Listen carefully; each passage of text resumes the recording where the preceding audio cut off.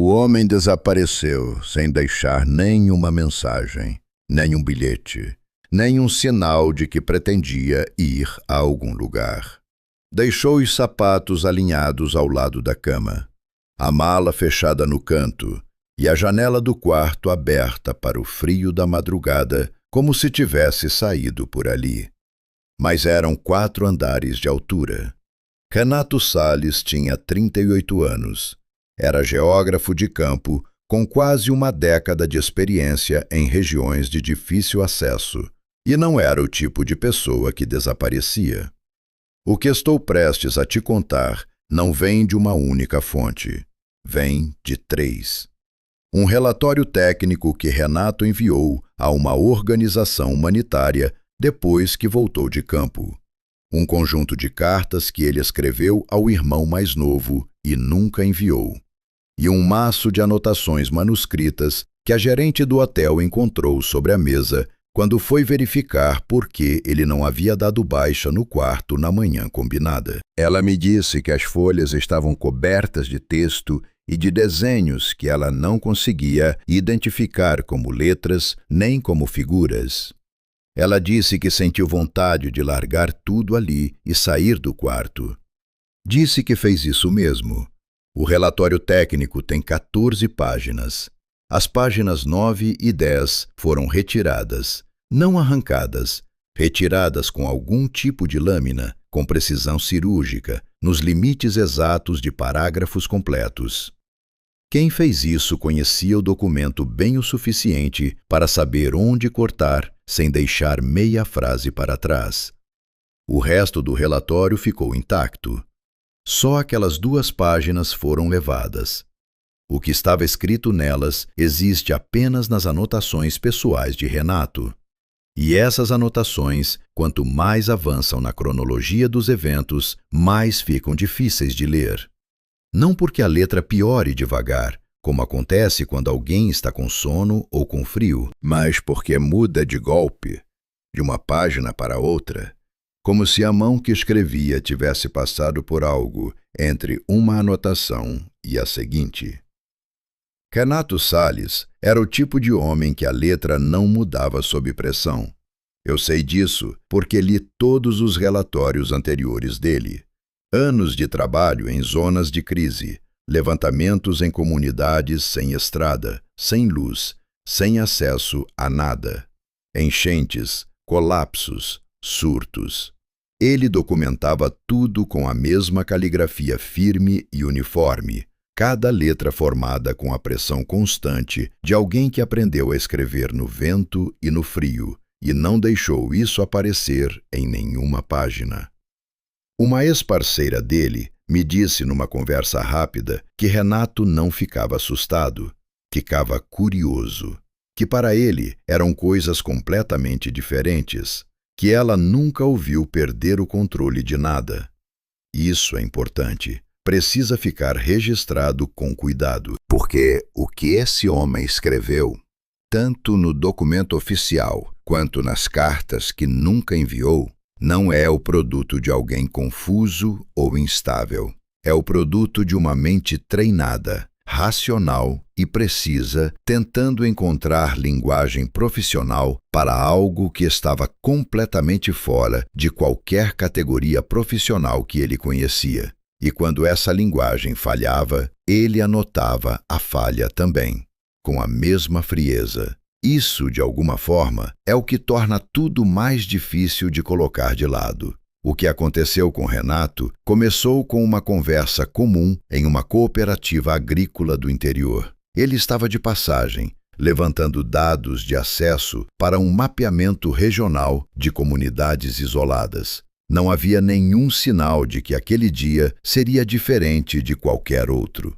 Mas foi nesse dia que ele ouviu pela primeira vez o nome Cerro Fundo. E foi a partir daí que o relatório começou a ser o tipo de documento que alguém mais tarde decidiria parcialmente destruir. Se você quer entender o que foi encontrado naquele quarto de hotel, o que estava escrito nas anotações que a gerente não conseguiu olhar por muito tempo, e o que aconteceu na estrada que leva a Cerro Fundo, então precisa continuar ouvindo, porque essa história não tem uma explicação simples no final.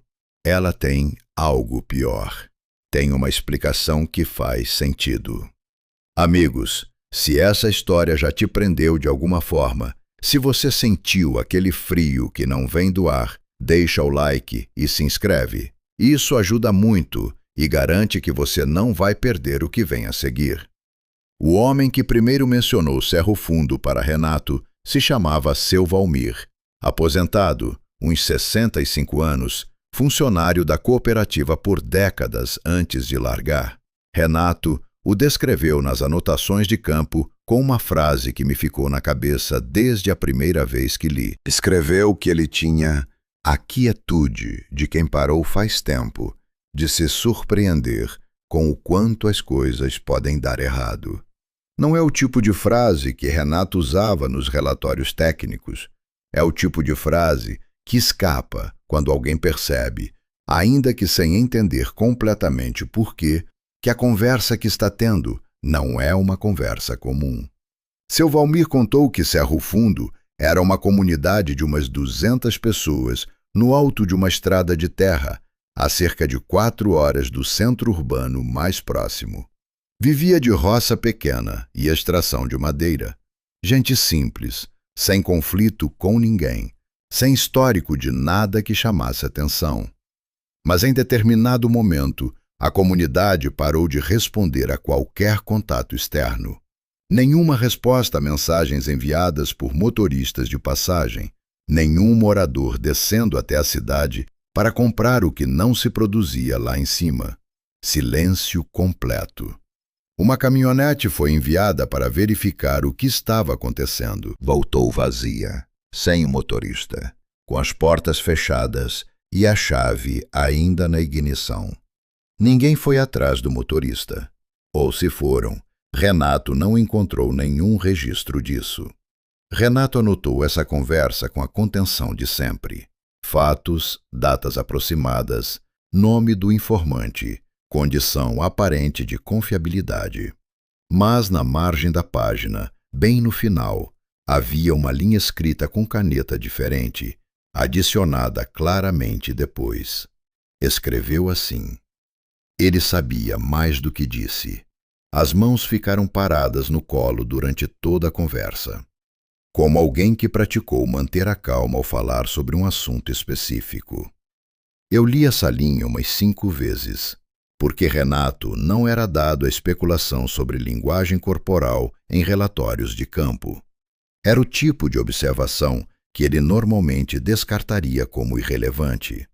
O fato de ele ter voltado àquela página e registrado isso significa que algo naquela conversa ficou com ele, de um jeito que ele não conseguiu simplesmente arquivar. No dia seguinte, ele colocou o equipamento no carro e foi até a estrada que levava a Cerro Fundo. Estava frio. O céu tinha aquela cor de chumbo que fica antes da chuva que não vem. A estrada era de terra batida, estreita, ladeada por mata fechada nos 2 lados. Renato escreveu que nos primeiros quilômetros tudo parecia normal. Barro úmido, cheiro de mato molhado, o barulho do motor ecoando entre as árvores. Mas em algum ponto da subida, sem que ele conseguisse identificar exatamente onde, o som da mata parou. Não gradualmente, parou. Nenhum pássaro, nenhum bicho, nenhum galho quebrando, nenhuma folha se movendo que não fosse pelo vento da passagem do carro. Ele diminuiu a velocidade e olhou para os 2 lados da estrada. Barro úmido nas beiradas, barro que deveria estar cheio de rastros de qualquer animal que por ali passasse. Estava limpo, como se nada entrasse ou saísse daquela mata. Fazia tempo. Ele escreveu no relatório técnico que tentou encontrar uma descrição profissional para aquilo e não conseguiu. Escreveu com a seriedade de quem pesa cada palavra antes de colocar no papel oficial. Não é o silêncio de um lugar vazio, é o silêncio de um lugar que está prestando atenção. E então acrescentou, logo abaixo: registrei essa frase mesmo sem saber classificá-la, porque era a mais precisa que eu conseguia formar. Um homem que havia documentado desastres inteiros sem uma frase dramática sequer, havia acabado de escrever que a floresta estava prestando atenção, e ele ainda não havia chegado em Cerro Fundo. Quando Renato dobrou a última curva da estrada e viu Cerro Fundo pela primeira vez, ele parou o carro no meio da via e ficou parado por vários minutos sem desligar o motor. Não porque o lugar parecesse abandonado, mas porque não parecia. As chaminés de pelo menos metade das casas soltavam fios finos de fumaça. Havia sinais claros de vida ali dentro, mas cada janela de cada construção visível estava completamente fechada, com tábuas de madeira, pregadas em padrão cruzado, horizontal e vertical, com pregos espaçados em intervalos tão regulares que pareciam medidos. Não era o trabalho de alguém com pressa. Era o trabalho de alguém que sabia exatamente o que estava fazendo e havia levado o tempo necessário para fazer direito. As portas tinham reforços de ferro. Uma delas, a mais próxima da estrada, havia sido reforçada com o tipo de ferragem que se usa em portões de curral para segurar animais grandes. Renato descreveu isso no relatório com a precisão de quem está catalogando um tipo de estrutura que nunca viu antes. Mas nas anotações pessoais, ele foi mais direto. Escreveu que ficou olhando para aquela porta por um tempo e que a primeira coisa que pensou não foi que as pessoas estavam se protegendo de algo de fora. A primeira coisa que pensou foi que talvez estivessem impedindo algo de dentro de sair. Ele saiu do carro. O chão de terra batida estava firme sobre os pés, frio, com aquele cheiro de argila úmida que a serra tem no inverno. O silêncio da comunidade era diferente do silêncio da floresta que ele havia atravessado para chegar até ali. Na estrada, o silêncio tinha peso, tinha textura, como algo presente. Aqui era diferente. Aqui era o silêncio de quem está contendo a respiração. Renato ficou parado no meio da rua principal por um momento, olhando para os dois lados. Fumaça saindo das chaminés. Nenhum som, nenhum movimento. Como uma fotografia de um lugar vivo. Ele caminhou devagar até o centro da comunidade, onde havia um poço de pedra com uma cobertura de madeira velha. O couro dos seus sapatos fazia o único barulho em toda aquela rua. Estava a menos de 15 metros da porta mais próxima quando percebeu que havia uma fresta entre duas tábuas, estreita, escura, e que alguém estava do outro lado dela, olhando para fora. Renato parou. Não disse nada por alguns segundos. Então, se identificou. Disse o nome, a organização, o motivo da visita. Falou por alguns minutos para aquela fresta escura sem receber resposta. E então, uma voz de homem velho disse uma única frase pelo vão entre as tábuas. A voz era baixa e seca, como madeira que racha no frio. E o que ela disse era objetivamente impossível. Disse que ele havia chegado tarde demais para ir embora antes do escuro. Renato olhou para o relógio. Era antes do meio-dia. Havia horas de luz pela frente. A afirmação não fazia o menor sentido. Ele disse isso com educação. Explicou que havia chegado naquela manhã e que tinha tempo de sobra. O velho não respondeu mais. A fresta ficou escura de novo. E Renato ficou parado ali por mais alguns segundos, com o vento batendo na nuca, tentando encaixar aquela frase em alguma categoria racional. Nas anotações, ele escreveu que não conseguiu, e que a frase ficou com ele o resto do dia com uma persistência que ele não sabia explicar. O que ele fez a seguir foi o que qualquer profissional treinado faria.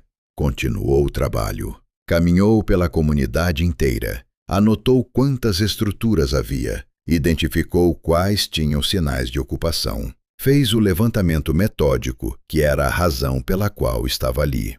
Mas alguma coisa havia mudado desde aquela frase.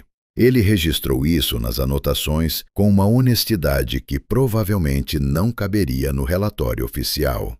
Escreveu que passou o restante da tarde com uma sensação que só conseguia descrever como estar sendo observado por algo que não precisava de janela para observar.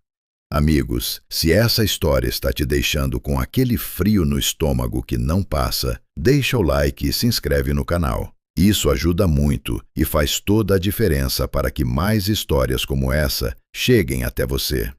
Quando Renato decidiu que não ia conseguir sair antes do escuro, ele encontrou o único lugar na comunidade que parecia ter sido esquecido pelo processo de vedação. Um galpão pequeno de pedra na borda da comunidade, janelas sem tábuas, porta com a dobradiça quebrada. Como se quem havia organizado o fechamento de tudo não tivesse considerado aquele canto do mapa. Ou, como Renato colocou nas anotações, com uma brevidade que me incomoda até hoje, como se aquele espaço específico tivesse sido deixado de propósito. Ele arrumou o equipamento lá dentro, montou o fogão de camping, comeu alguma coisa quente. O frio lá fora havia intensificado com o pôr do sol e a pedra das paredes guardava a umidade de um jeito que colava na pele. Ele acendeu uma lanterna pequena e ficou escrevendo as anotações do dia por quase 2 horas, organizando tudo o que havia visto, tentando manter o tom técnico que era sua marca. Em boa parte conseguiu. Mas havia uma observação que ele fez no final da página, depois de tudo que era estritamente profissional, que quebrava o padrão. Ele havia passado o dia todo tentando encontrar o responsável pela organização da vedação das casas. Não porque fosse estranho que houvesse um responsável, mas pela consistência absoluta do trabalho. O mesmo padrão de tábuas em cada janela de cada casa habitada, os mesmos pregos, o mesmo espaçamento, a mesma sequência de reforço nas portas. Aquilo não havia sido feito por famílias diferentes, tomando decisões separadas. Havia uma mente por trás, uma instrução que havia sido seguida com precisão por todos. E ninguém na comunidade havia mostrado o rosto para explicar por quê. Renato apagou a lanterna por volta das 10 da noite. O galpão ficou escuro, só o ponto alaranjado do fogão no canto. Ele estava exausto. Havia percorrido a comunidade inteira a pé, e o frio cansava de um jeito que o calor nunca cansava. Fechou os olhos. Ficou escutando o silêncio por alguns minutos antes de dormir. E então, de algum lugar do centro da comunidade, começou um som que ele jamais havia ouvido antes. O som que acordou Renato naquela noite não era nada que ele conseguisse identificar. E isso era exatamente o problema. Não era vento, não era animal, era vocal, claramente humano, mas em algo que não era nenhuma língua que ele conhecia. E Renato conhecia o suficiente para saber quando estava diante de uma que não reconhecia.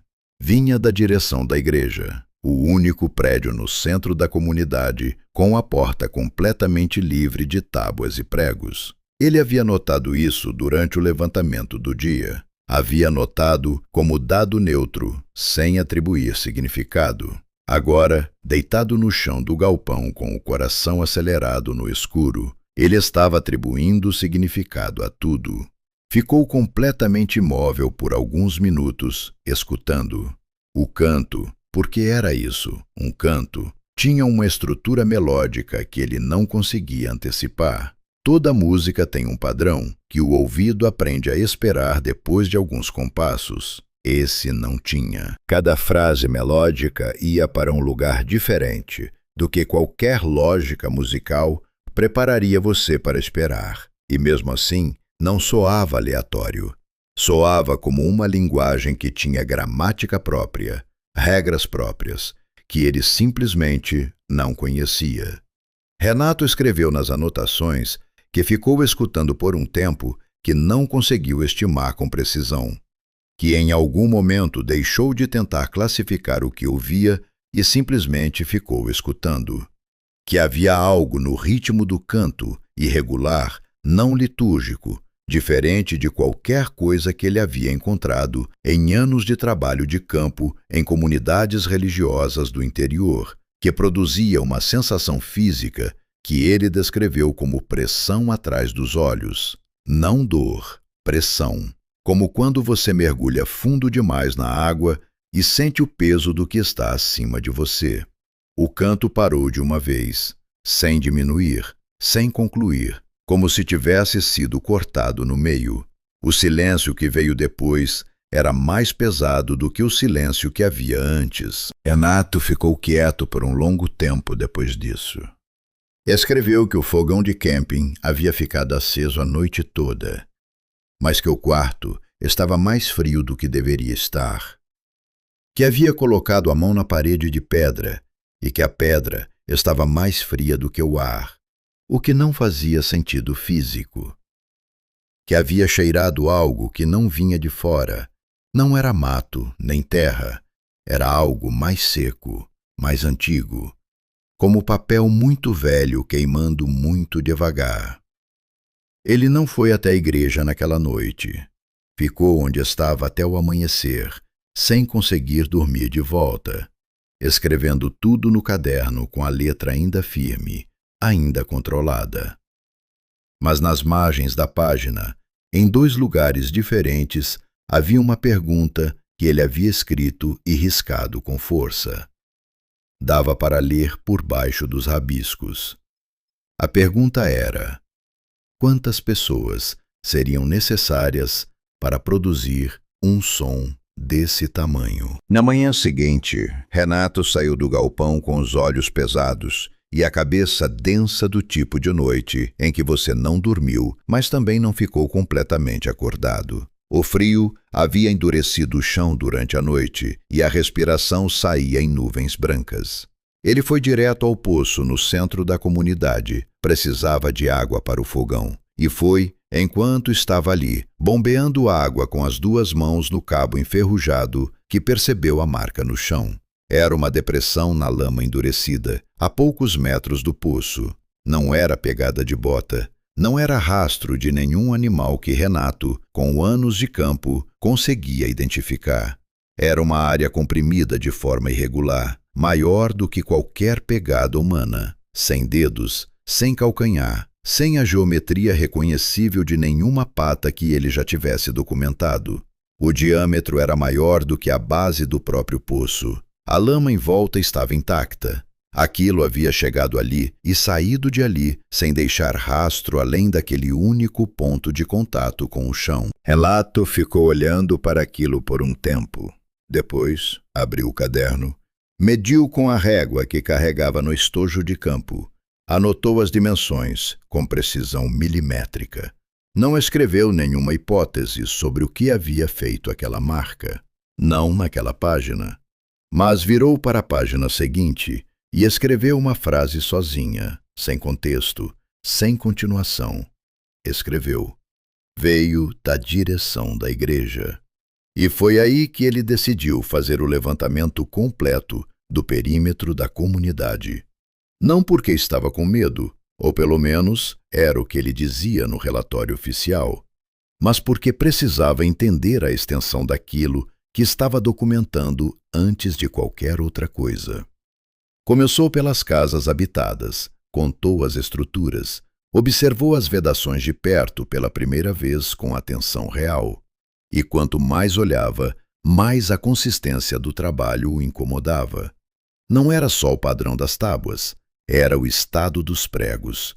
Todos do mesmo tipo, todos do mesmo tamanho, todos pregados com a mesma força e o mesmo ângulo. Alguém havia distribuído material idêntico para cada família e dado instruções específicas de como usá-lo. Isso não era uma decisão coletiva orgânica, era uma operação coordenada. E havia sido executada por pessoas que estavam com medo o suficiente para obedecer cada detalhe da instrução sem questionar. Renato foi contornando a comunidade devagar, de casa em casa, fazendo anotações, até que chegou à borda norte, onde as últimas construções encontravam a linha da mata, e viu algo nas árvores que o fez parar completamente no meio do passo. As árvores na borda norte da comunidade tinham a casca cortada, e os cortes não eram de machado, eram gravados, trabalhados, cada linha feita com alguma ferramenta fina e com uma atenção que levava tempo. Renato contou as árvores marcadas. Eram 10, dispostas em linha reta, exatamente no ponto onde o último muro de pedra da comunidade terminava e a mata começava. Como uma fronteira, como uma marcação de limite que não era para nenhum mapa oficial. O padrão gravado em cada árvore era o mesmo. Uma espiral central, da qual partiam linhas em ângulos irregulares, sem simetria, sem a lógica decorativa de nenhum símbolo religioso que Renato havia encontrado em anos de trabalho de campo em comunidades do interior. Não era uma cruz. Não era nenhuma figura geométrica que ele conseguisse nomear. Era outra coisa. E o que perturbava não era a estranheza do padrão em si, era a repetição. 10 árvores, 10 gravações, e a diferença entre elas era tão pequena que só uma pessoa poderia ter feito todas.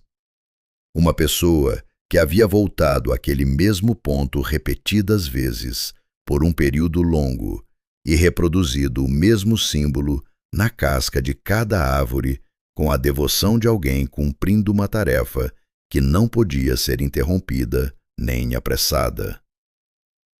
Renato abriu o caderno e fez o esboço com calma. Copiou o padrão com precisão, anotou as dimensões, anotou a altura do solo em que cada gravação havia sido feita. Anotou o estado da casca ao redor dos cortes, profissional até o fim. Mas nas anotações pessoais, escritas mais tarde, ele acrescentou uma linha que não estava no esboço técnico. Escreveu que, enquanto copiava o símbolo no caderno, havia tido a sensação de que estava fazendo algo que não deveria estar fazendo. Não conseguiu explicar melhor do que isso.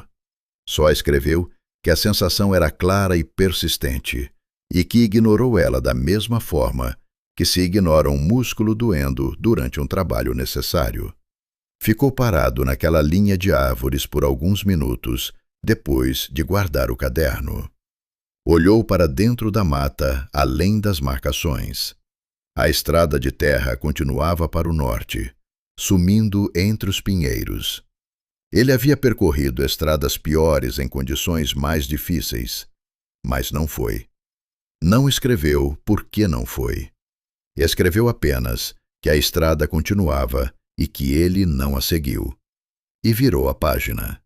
O que aconteceu a seguir mudou o tom de tudo que Renato havia registrado até então. Não por ser mais grave do que a marca no chão ou os símbolos nas árvores, mas porque foi a primeira vez que alguém dentro de Cerro Fundo decidiu falar com ele de verdade. Renato havia voltado ao poço para terminar o levantamento do setor central quando ouviu uma batida leve, vinda da casa mais próxima. Não da fresta de antes, de uma casa diferente, na esquina da rua principal. 3 batidas espaçadas, baixas, como quem chama atenção sem querer ser ouvido por mais ninguém além do destinatário. Ele se aproximou devagar. Uma voz feminina, jovem, falou por entre as tábuas antes que ele chegasse perto o suficiente para ver a fresta.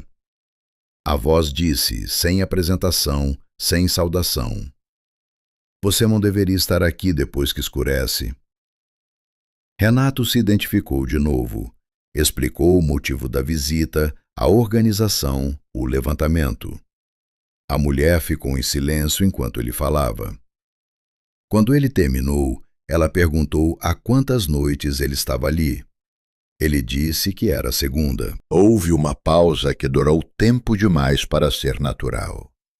E então ela disse uma coisa que Renato escreveu no relatório com aspas e repetiu nas anotações pessoais com a frase sublinhada 2 vezes. Ela disse: "Então já te viu." Renato perguntou se ela falava de algum animal, se havia alguma ameaça na mata, onça, algo que tivesse se aproximado da comunidade. A mulher fez um som que ele descreveu como não sendo bem um suspiro e não sendo bem uma palavra. Depois ficou quieta por um momento, e então disse algo que não tinha resposta na formação técnica de nenhum geógrafo de campo. Disse que os homens que foram e voltaram não voltaram todos da mesma forma, e que alguns não voltaram como homens. Renato ficou parado do lado de fora daquela parede de tábuas, sem conseguir formular a próxima pergunta por alguns segundos. Nas anotações, ele foi honesto sobre isso. Escreveu que havia passado 18 meses documentando comunidades em situações extremas. Havia visto o que a falta de recurso e o isolamento fazem com grupos humanos, e que sabia distinguir confusão de medo com precisão razoável. Escreveu que aquela mulher não estava confusa, que o que ele estava ouvindo pela fresta daquela parede era medo real, contido, do tipo que se desenvolve em pessoas que aprenderam que demonstrar medo em excesso tem um custo. E foi exatamente isso que tornou a próxima coisa que ela disse impossível de simplesmente arquivar como trauma coletivo ou perturbação psicológica induzida pelo isolamento. Ela disse, com a voz baixa e controlada de quem havia ensaiado manter a calma ao dizer aquilo: "Nós demos o que era necessário, nos fechamos dentro e cumprimos o que precisa ser cumprido." Renato perguntou o que era necessário. Ela não respondeu. Perguntou o que precisava ser cumprido. Ela não respondeu isso também. Mas quando ele perguntou há quanto tempo estavam selados, ela respondeu sem hesitar. Disse que fazia quase 1 ano. 1 ano. Renato fez o cálculo ali mesmo, de pé na rua vazia com o frio cortando o rosto. Os mantimentos de uma comunidade de 200 pessoas não duram 1 ano sem reabastecimento. Ele perguntou como haviam gerenciado os estoques. Ela disse apenas que não haviam passado falta, que quem respeita o acordo não passa falta. E antes que ele pudesse perguntar mais alguma coisa, o som de passos se afastando do outro lado da parede encerrou a conversa sem aviso. Renato ficou parado naquela rua por um longo tempo depois que ela foi embora. O vento balançava a fumaça fina que saía das chaminés. Em algum lugar dentro de uma das casas, uma criança fez um som breve e foi silenciada rapidamente. Ele olhou para as tábuas pregadas nas janelas ao redor, para os reforços de ferro nas portas, para a linha de construções fechadas, como pálpebras que não queriam abrir. E escreveu nas anotações, quando voltou ao galpão naquela tarde, a pergunta que ficou pulsando na cabeça dele por todo o resto do dia. Se o acordo provia para os que o respeitavam, o que acontecia com quem chegava de fora sem saber que o acordo existia? A mulher voltou a bater na parede na manhã seguinte, e dessa vez ela trouxe uma resposta que Renato não havia pedido e que mudou tudo o que ele pensava estar entendendo sobre Cerro Fundo. Ele estava passando pela rua principal quando os 3 batidos baixos vieram da mesma casa de antes.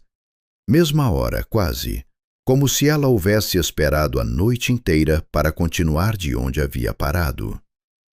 Renato se aproximou sem pressa, encostou o ombro na parede de madeira fria e ficou escutando.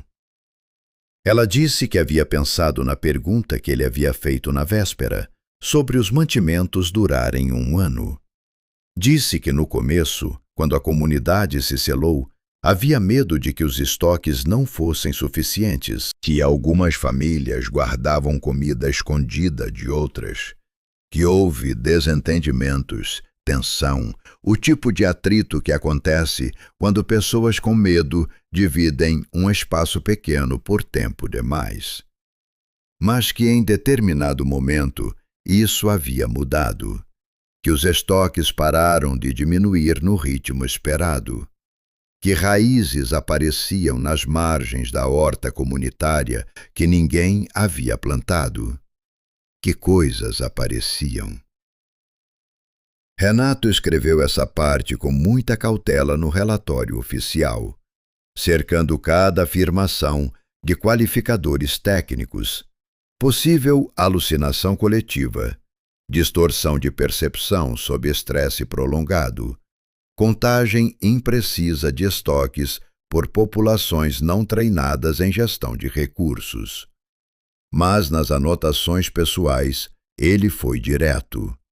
Escreveu que ela não estava descrevendo alucinação, estava descrevendo um fornecimento, e que havia na voz dela, enquanto descrevia isso, não alívio, não gratidão, mas algo que soava muito mais parecido com o medo de alguém que recebe um presente, de algo que não entende completamente e não tem como recusar. Renato perguntou se ela sabia o que havia começado tudo aquilo, se havia um momento específico em que a comunidade havia tomado a decisão de se selar. Ela ficou em silêncio por um tempo. Depois disse que tudo havia começado com os homens que voltaram. Ele havia ouvido aquela frase no dia anterior: os homens que voltaram não voltaram como homens, e havia registrado como metáfora de trauma. Agora ela estava desenvolvendo. Disse que alguns dos homens que haviam saído da comunidade anos antes para trabalhar em outros lugares voltaram diferentes. Não todos, alguns. E que os que voltaram diferentes não eram diferentes de uma forma que você conseguia apontar num primeiro momento. Que pareciam normais nas primeiras semanas, que às vezes pareciam mais calmos, mais pacientes, mais presentes do que quando foram. Mas que com o tempo algumas coisas ficavam impossíveis de ignorar. Renato perguntou quais coisas. Ela disse que eles paravam de dormir, que ficavam acordados a noite toda sem aparente dificuldade, sem cansaço, no dia seguinte. Que às vezes saíam à noite e voltavam antes do amanhecer sem explicar onde haviam estado. Que os animais domésticos não chegavam perto deles. Que as crianças pequenas, que ainda não tinham aprendido a controlar as próprias reações, choravam quando um desses homens entrava no cômodo. Ela parou. Ficou em silêncio por um momento. Então disse que numa determinada noite, tarde, vários desses homens haviam se reunido na igreja. Que a comunidade acordou com um som vindo de lá que ninguém havia conseguido descrever bem depois. Que na manhã seguinte, esses homens haviam sumido. Não embora, sumido. Sem pertences, sem rastro na lama da rua. Sem nenhum sinal de que haviam saído pela estrada. Simplesmente não estavam mais lá. E que naquela mesma manhã, a liderança da comunidade havia se reunido e decidido selar as casas e não abrir as portas, até que alguém soubesse dizer com certeza o que havia saído dali junto com eles. Renato ficou parado do lado de fora daquela parede por um tempo, depois que ela terminou de falar. O frio da manhã havia endurecido a terra ao redor dos seus pés, e a fumaça das chaminés subia reta, sem vento. Ele olhou para a igreja no centro da comunidade. A única porta sem tábua, sem reforço, completamente livre. E entendeu, naquele momento, por que aquela porta havia sido deixada assim. Não era descuido, não era esquecimento. Era o oposto disso. Escreveu nas anotações com a letra ainda firme, mas com uma pressão de caneta diferente, mais funda. Escreveu que a porta da igreja estava livre porque precisava estar livre. Que vedar aquela porta específica seria o mesmo que construir uma represa no meio de um rio sem se preocupar com o que acontece quando a água não tem para onde ir. Que quem havia organizado o fechamento de tudo sabia exatamente o que estava fazendo e havia deixado aquela porta aberta por uma razão que não era conforto nem descuido. Era necessidade.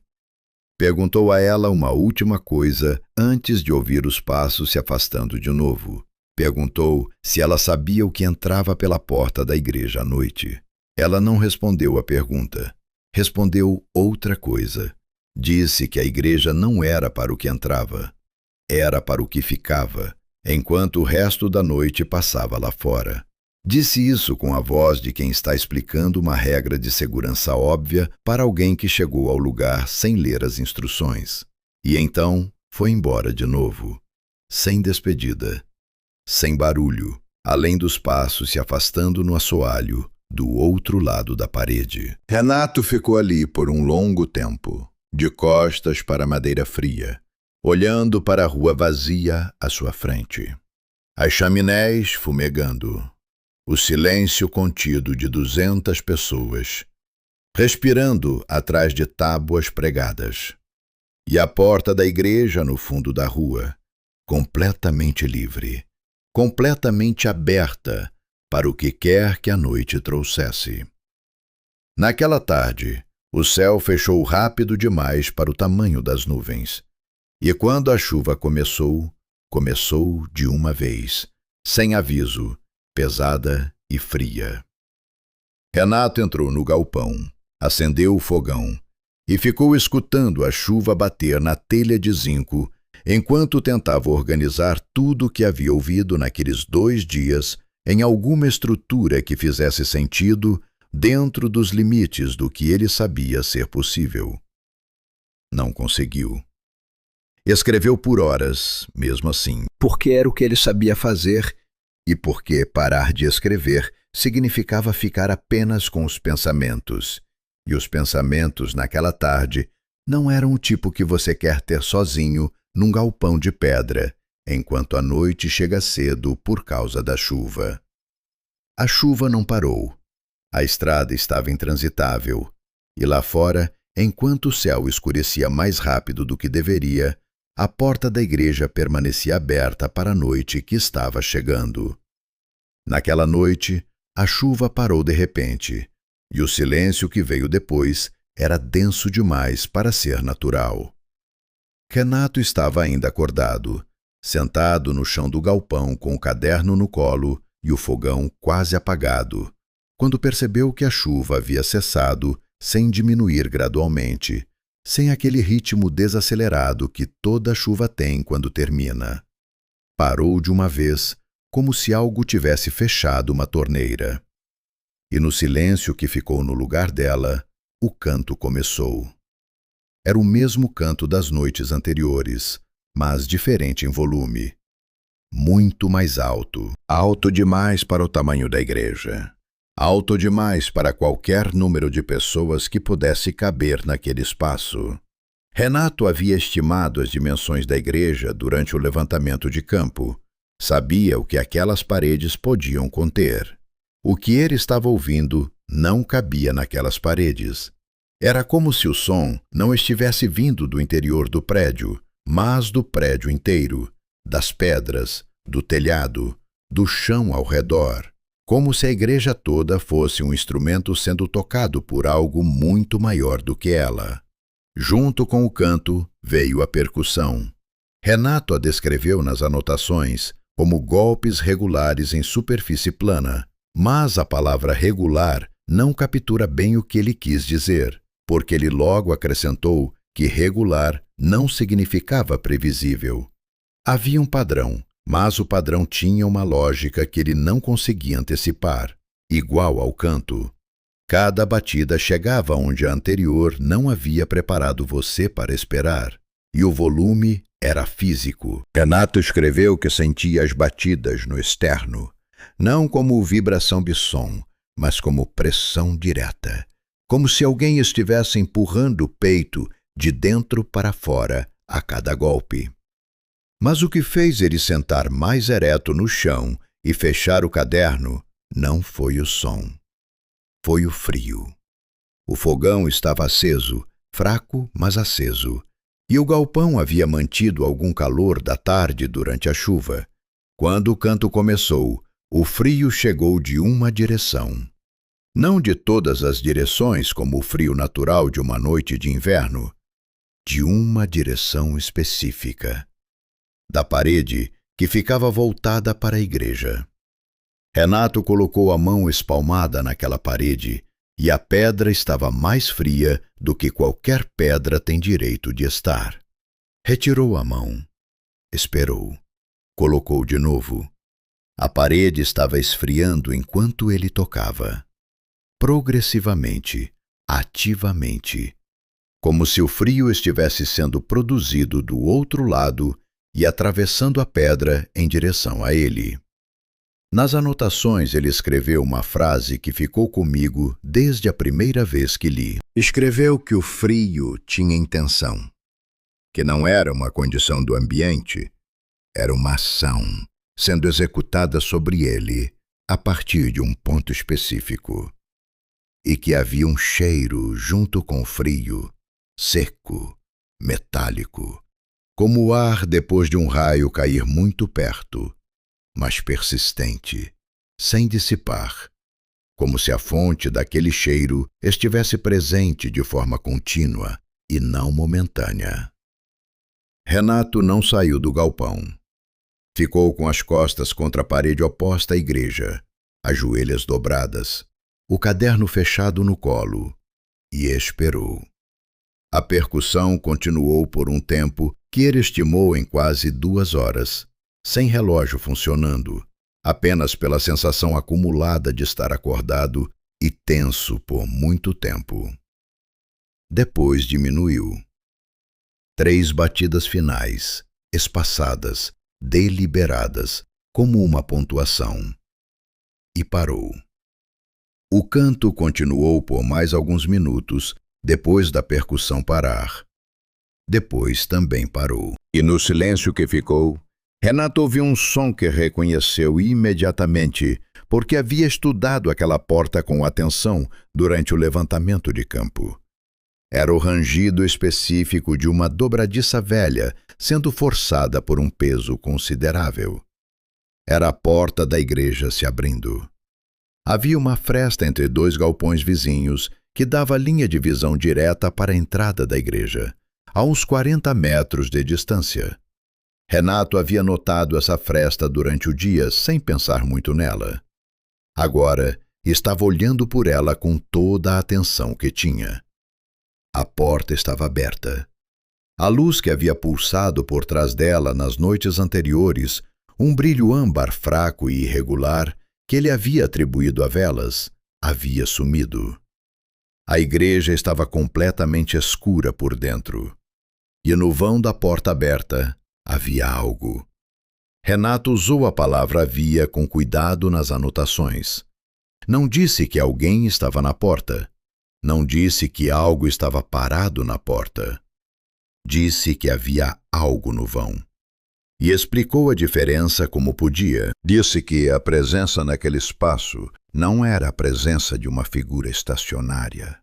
Era a presença de um volume que ocupava aquele espaço, da mesma forma que um objeto sólido ocupa um espaço, com peso, com deslocamento do ar ao redor, com bordas. Mas as bordas não concordavam completamente com a pouca luz disponível. Eram inconsistentes, como se a coisa não estivesse totalmente no mesmo plano que tudo ao redor dela. A altura era de uns 3 metros. Renato estimou isso em relação à moldura da porta, cujas dimensões ele havia medido durante o levantamento. A parte de baixo da forma tinha uma configuração que ele descreveu com vocabulário técnico e precisão clínica, como possuindo articulações em número superior ao que qualquer anatomia conhecida permite. A parte de cima era diferente da parte de baixo em simetria, em proporção, em tudo.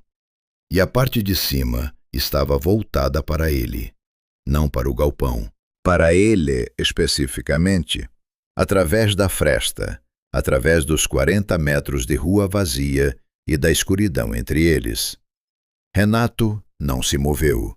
Escreveu que a imobilidade não foi uma decisão consciente, mas que ao mesmo tempo sabia, de uma forma que não precisava de raciocínio, que mover-se seria interpretado como uma resposta, que ficar parado era a única coisa que não era uma resposta, que qualquer movimento, qualquer som, qualquer sinal de que ele havia percebido que estava no vão da porta seria o início de uma troca que ele não estava em posição de fazer. Ficou assim por um tempo que o relógio não marcou porque havia parado de funcionar. Ficou com o frio metálico atravessando a parede atrás das costas e os olhos fixos na fresta e a forma no vão da porta completamente imóvel do outro lado.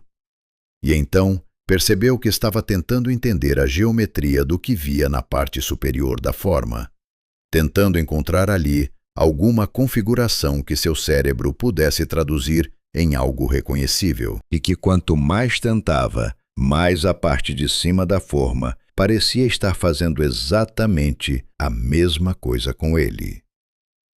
Renato ficou imóvel por tanto tempo que as pernas adormeceram, e ele não fez nada para mudar isso. O frio metálico continuava atravessando a parede atrás das costas dele, com aquela pressão constante e direcional que já havia aprendido a reconhecer como diferente do frio do inverno. O relógio no pulso havia parado. Ele não sabia há quanto tempo estava assim, olhando pela fresta para a forma no vão da porta da igreja, mas o céu além do telhado do galpão estava do mesmo azul escuro de quando tudo havia começado, sem nenhum sinal de que o amanhecer estava chegando. A forma não se movia. Isso era o que tornava tudo mais difícil de suportar. Um animal se move, uma pessoa se move, qualquer coisa com peso e volume e presença física se move, pelo menos o suficiente para revelar que está viva da forma que coisas vivas estão vivas. Aquilo não fazia isso. Estava presente no vão da porta, com uma imobilidade que não era a imobilidade da espera. Era a imobilidade de algo que não precisava se mover, porque já estava exatamente onde queria estar. Renato escreveu, com a letra que havia começado a mudar nessas páginas, letras maiores, linhas ligeiramente tortas na página pautada, que havia chegado a um ponto onde não estava mais tentando classificar o que via, que havia esgotado todas as categorias disponíveis: animal grande, figura humana em trajes escuros, distorção de perspectiva causada pela escuridão e pelo cansaço. Havia tentado cada uma dessas explicações, e cada uma delas quebrava no momento em que ele as aplicava ao que estava vendo, porque o que estava vendo não cooperava com nenhum enquadramento que sua mente tentava impor sobre ele. Escreveu que havia um ponto em que a mente para de tentar encaixar e começa simplesmente a registrar, e que havia chegado naquele ponto. O que ele registrou era isso: altura de aproximadamente 3 metros em relação à moldura da porta, parte inferior com configuração que não correspondia a nenhuma distribuição de articulações que ele conhecia, não bípede, não quadrúpede, algo diferente dos dois. Parte superior com uma forma que mudava conforme ele tentava focar nela, não porque ele piscasse ou desviasse o olhar, mas porque a coisa em si parecia ter bordas que não eram estáveis. E a parte superior estava orientada na direção dele, com uma precisão que excluía coincidência. Não estava olhando para o galpão, estava olhando para a fresta específica, através da qual Renato estava olhando para ela. Escreveu uma frase sozinha no meio da página, sem contexto antes ou depois. Escreveu que não conseguia explicar a geometria do que via na parte de cima da forma, e que quanto mais tentava entender, mais tinha a sensação de que aquela parte estava tentando entender ele na mesma proporção. Em algum momento antes do amanhecer, sem que Renato observasse a transição, a forma não estava mais lá. Ele não a viu partir. Não ouviu nenhum som de movimento. A porta da igreja continuava aberta, a mesma escuridão do interior, o mesmo silêncio. Mas o vão estava vazio. E o frio na parede atrás das costas havia diminuído para o frio normal de uma madrugada de inverno. O relógio no pulso voltou a funcionar. Eram 4:30 da manhã. Renato ficou parado até o céu começar a clarear. Então, abriu o caderno e escreveu por 2 horas seguidas, sem parar. Aquelas são as páginas com a letra mais alterada de todo o conjunto de anotações. 3 lugares onde a caneta furou o papel de tanto pressionar. Uma página inteira que começa com frases completas e termina com palavras soltas, sem verbo nem sujeito, como se a capacidade de formar sentença tivesse falhado no meio do processo. Quando a luz ficou suficiente para se mover com segurança, Renato se levantou, enrolou o saco de dormir, guardou o caderno na mochila, apagou o fogão e foi até a porta do galpão. Mas antes de sair, pegou o relatório técnico que havia estado escrevendo ao longo dos dias, as 14 páginas com o levantamento formal, os dados populacionais estimados, as condições de infraestrutura, tudo no registro profissional, que era a razão oficial pela qual estava ali. Abriu nas páginas correspondentes à noite anterior e passou os próximos 40 minutos escrevendo. Aquelas seriam as páginas 9 e 10 do relatório. E quando terminou de escrever, ficou olhando para elas por um momento. Depois, guardou o relatório na mochila, junto com tudo o mais, e saiu. Eu não sei o que estava escrito naquelas páginas. Ninguém sabe. O que sei é que o relatório chegou ao protocolo da organização com as páginas 9 e 10 intactas, e que em algum momento entre o protocolo e o arquivamento final, alguém que tinha acesso ao documento e que conhecia sua estrutura com precisão suficiente para cortar nos limites exatos dos parágrafos, passou uma lâmina por aquelas 2 páginas e as removeu sem deixar meia frase para trás. Quem fez isso claramente havia lido o conteúdo antes de remover. Removeu exatamente aquelas páginas e deixou todo o resto. Isso não é vandalismo. Isso é alguém que entendeu o que estava escrito, avaliou o peso daquilo e decidiu que não podia ficar no registro permanente. A questão não é o que havia naquelas páginas. A questão é o que havia naquelas páginas que alguém dentro de uma organização burocrática considerou urgente o suficiente para pegar uma lâmina e fazer desaparecer. Nas anotações pessoais, escritas fora do alcance de quem quer que tenha feito isso depois, Renato continuou do mesmo ponto onde o relatório oficial foi cortado. A letra estava diferente, e isso já disse, mas o que estava escrito era claro o suficiente para ser lido. E o que estava escrito era que de manhã, ainda com a memória da noite completamente fresca, ele havia tomado uma decisão que nas anotações ele descreveu como a decisão mais estranha que havia tomado em toda a sua vida profissional. Havia decidido entrar na igreja. O interior da igreja estava vazio de pessoas e cheio de uma coisa que Renato demorou alguns segundos para conseguir processar completamente. No chão de pedra, ocupando quase todo o espaço central do cômodo, havia um círculo formado por velas. Não algumas velas, muitas. Ele estimou mais de 100, dispostas em anel com espaçamento regular, cada uma encaixada numa pequena depressão que havia sido feita na argamassa entre as pedras. Depressões desgastadas pelo uso repetido, não recentes.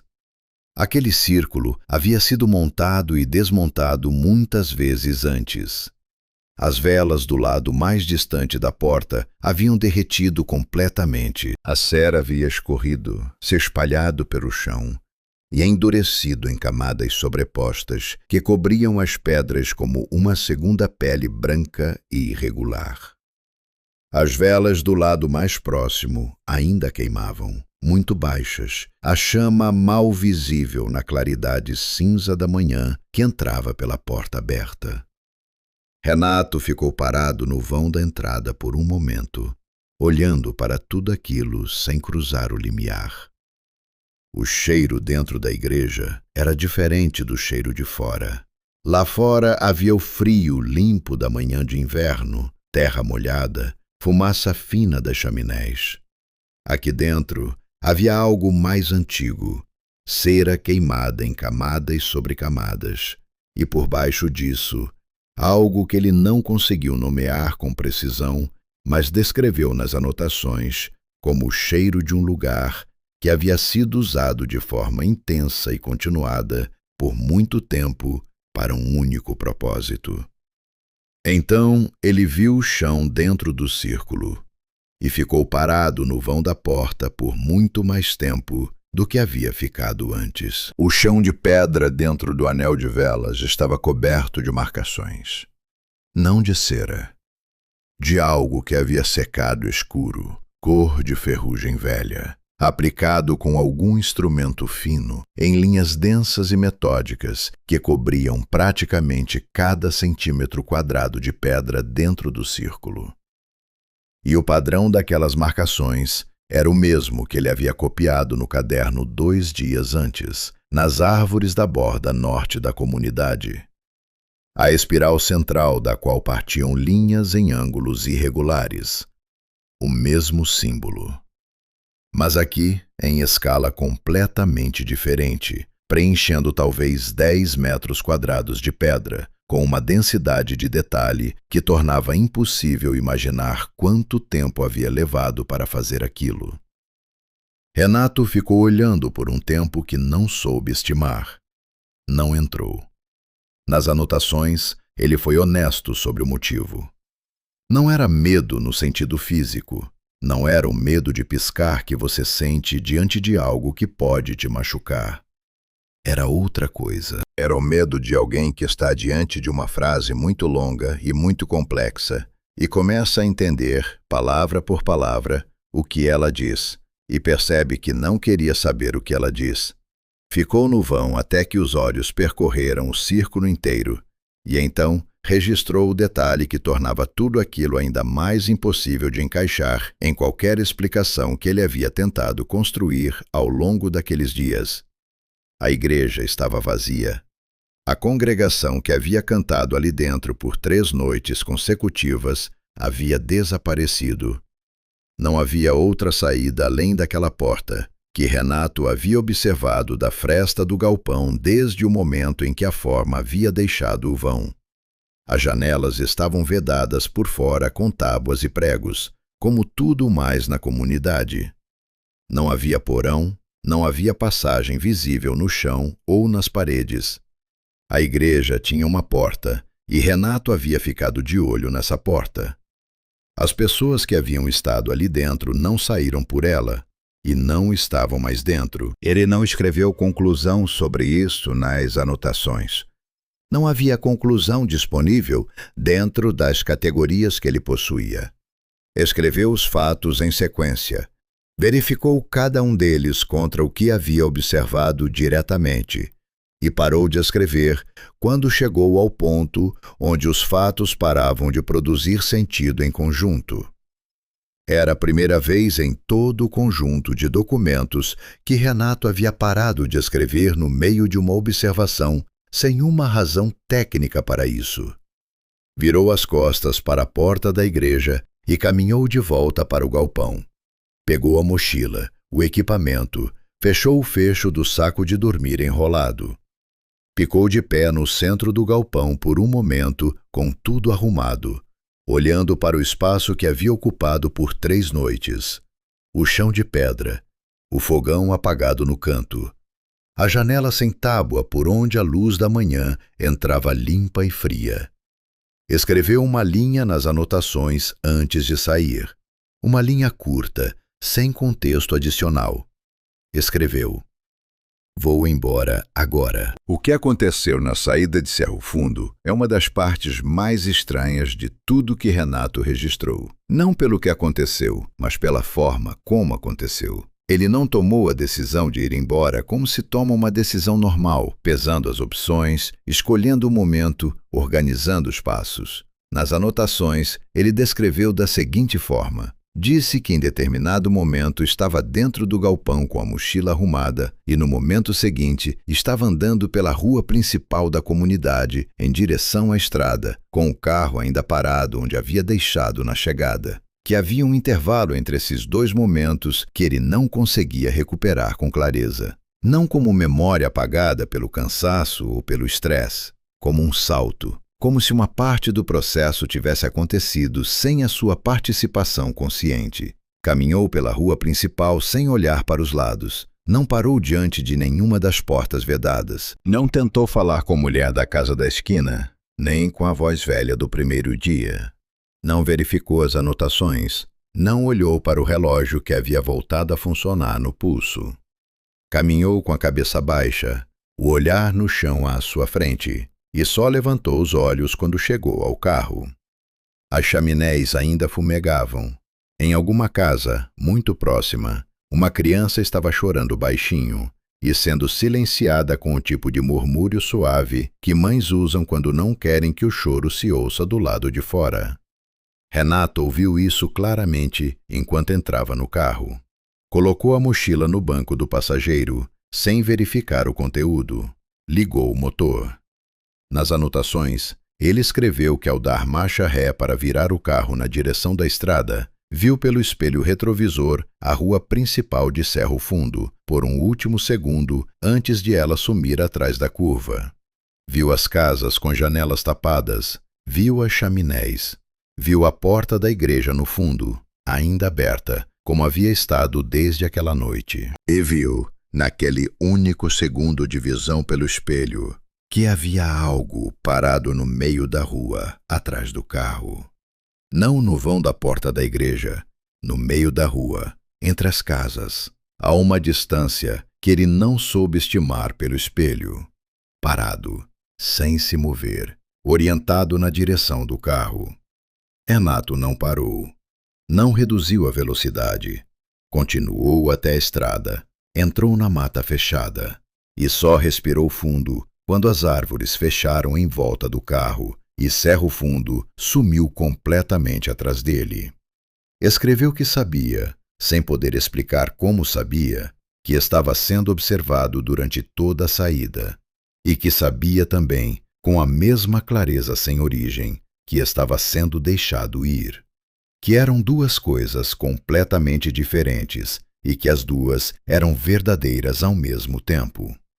A estrada de volta estava mais longa do que a ida. Ele havia calculado o tempo de percurso na chegada com precisão razoável. Na volta, o mesmo trecho levou quase o dobro do tempo sem que ele parasse ou reduzisse significativamente a velocidade. Não havia explicação técnica para isso. Anotou o fato sem tentar explicar. E quando finalmente chegou à cidade mais próxima e parou o carro em frente ao primeiro hotel que encontrou, ficou sentado com as mãos ainda no volante por alguns minutos antes de conseguir sair.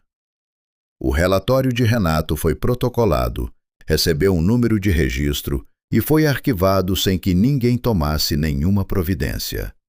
Não houve reunião para discutir o conteúdo. Não houve solicitação de esclarecimento. Não houve equipe enviada para verificar as condições da comunidade. A notação de roteamento padrão dizia apenas que o arquivo havia sido recebido e encaminhado ao setor competente. O setor competente não deixou nenhum registro de ter feito qualquer coisa com ele. Cerro Fundo foi lançada nos dados trimestrais da organização com uma única linha: acesso indisponível por condições climáticas e de infraestrutura. Status populacional indefinido. E foi isso. Uma comunidade de aproximadamente 200 pessoas, selada dentro de suas próprias casas há quase um ano, cumprindo os termos de um acordo com algo que nenhum formulário de levantamento tinha campo para descrever. foi reduzida a uma linha de rodapé em um relatório que ninguém leu com atenção. Renato ficou no hotel por quase uma semana, antes de seguir para a cidade onde a organização tinha escritório regional. Escreveu as cartas ao irmão durante esse período. Cartas longas, detalhadas, com uma honestidade que o relatório oficial não podia conter.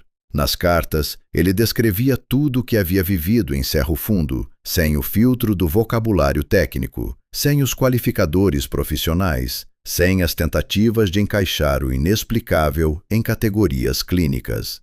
Descrevia o frio direcional, a forma no vão da porta, o círculo de velas e o chão marcado dentro dele, a congregação que desapareceu sem sair pela única saída disponível. Escrevia com a clareza de alguém que havia parado de tentar fazer sentido e estava simplesmente colocando os fatos no papel na ordem em que haviam acontecido. Mas não enviou nenhuma delas.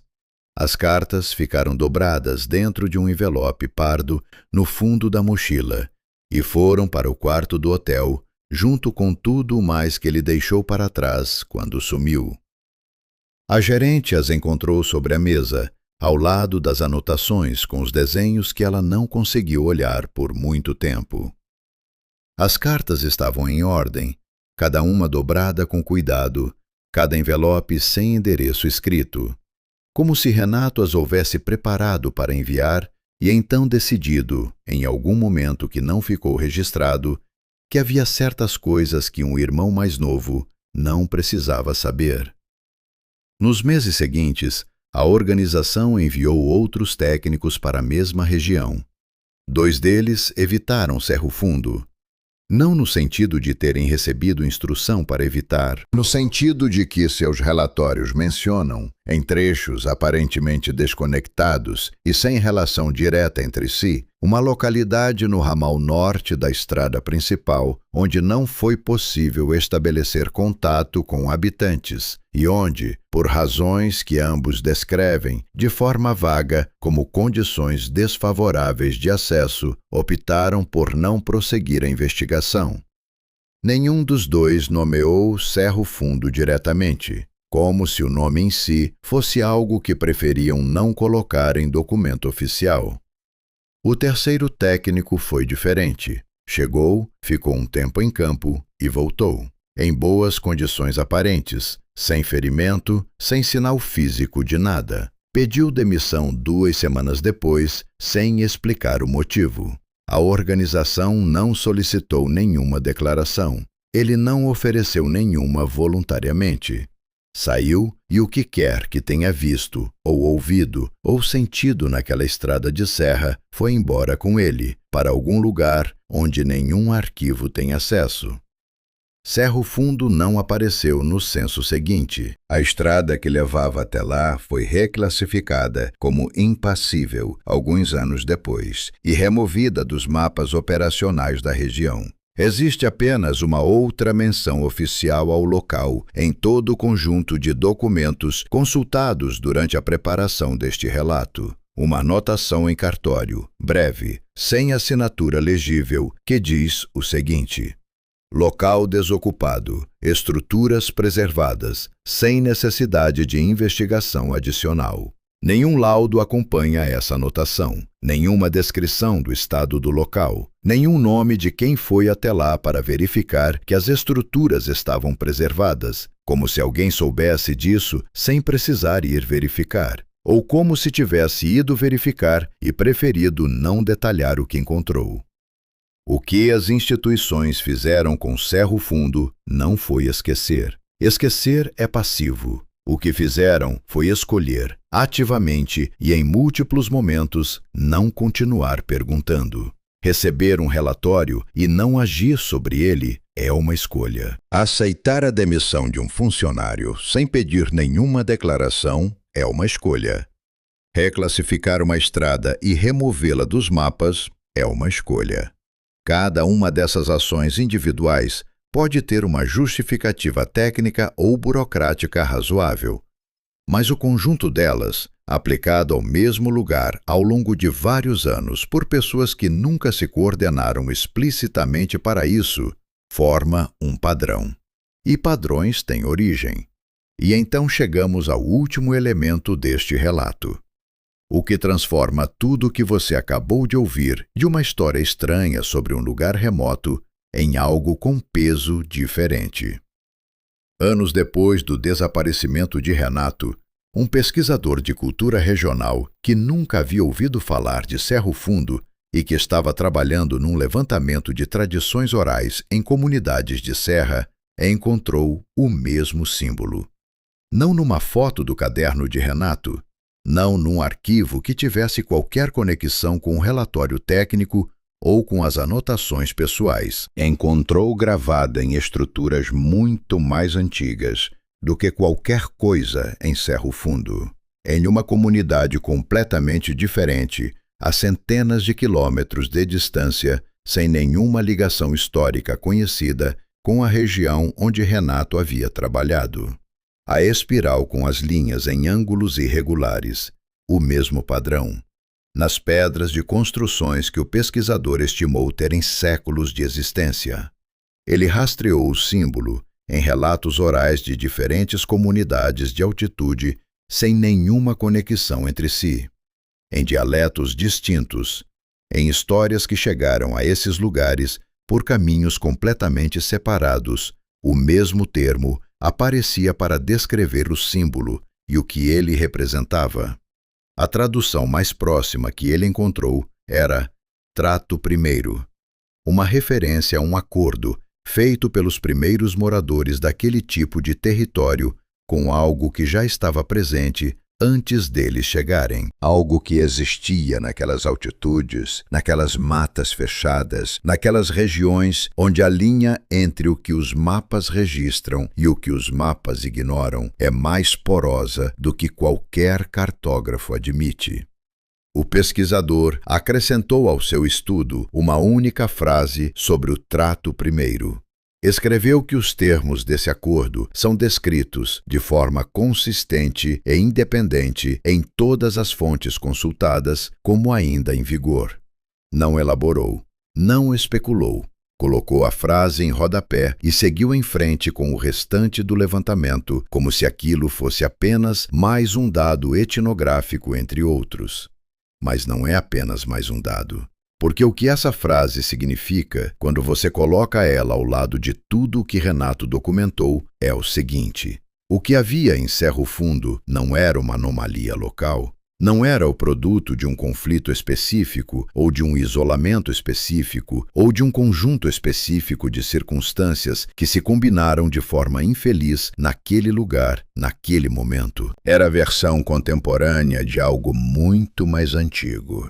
Algo que existia antes de qualquer um daqueles moradores nascer, que existia antes de qualquer mapa registrar aquela região, que fez um acordo com as primeiras pessoas que chegaram até ali e que desde então vem cumprindo os termos desse acordo e esperando que o outro lado cumpra também. E a coisa mais perturbadora de tudo não é a existência desse acordo, é a consistência dele.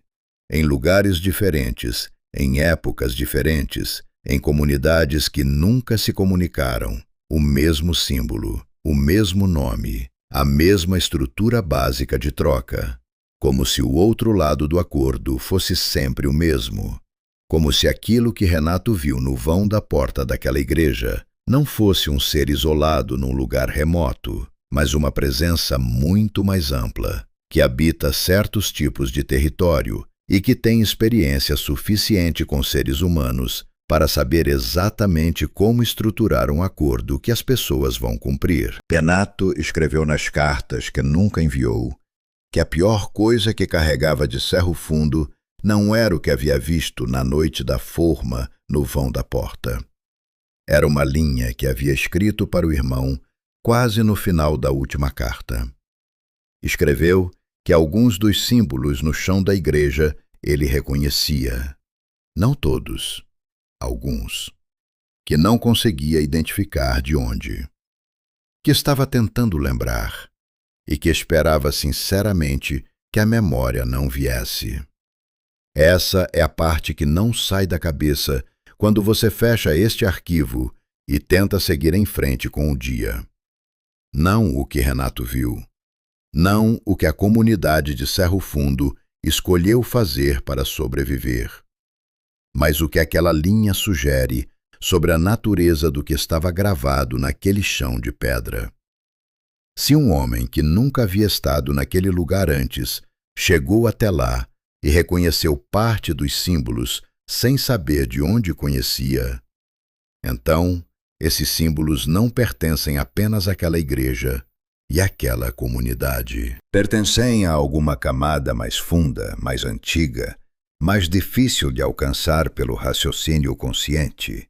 Estão gravados em algum lugar que os mapas não registram e que a memória acessa sem avisar. A moral desta história não é que existem coisas inexplicáveis no mundo. Isso todo mundo já sabe de alguma forma. A moral é outra. É que quando as instituições decidem não perguntar, quando os documentos somem de arquivos, quando as estradas são removidas dos mapas e os funcionários pedem demissão em silêncio, isso não torna a coisa menos real, torna a coisa menos visível. E existe uma diferença enorme entre essas duas coisas. O que não está no mapa ainda existe. O que foi removido do arquivo ainda aconteceu.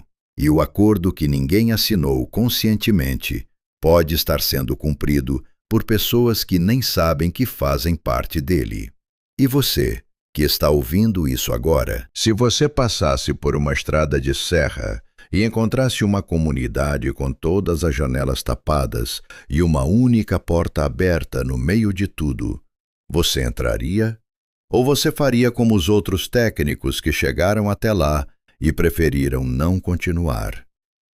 Deixe a sua resposta nos comentários. Porque essa pergunta diz mais sobre cada pessoa do que parece. Se essa história ficou com você, se você sentiu aquele peso que certas histórias deixam e que demora tempo para dissolver, deixa o like e se inscreve no canal. Tem muito mais por vir.